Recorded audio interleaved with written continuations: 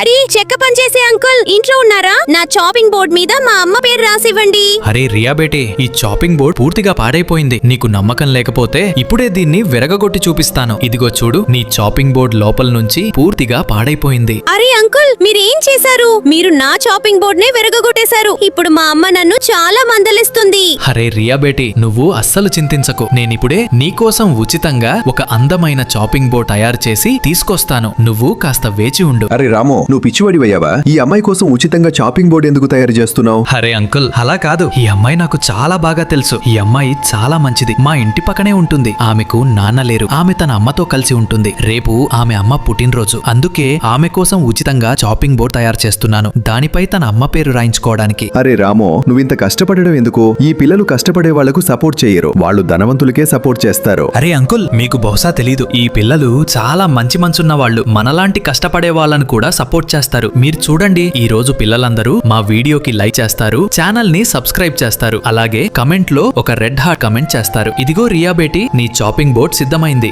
Wow uncle, ఈ chopping board చాలా అందంగా ఉంది. ధన్యవాదాలు అంకుల్.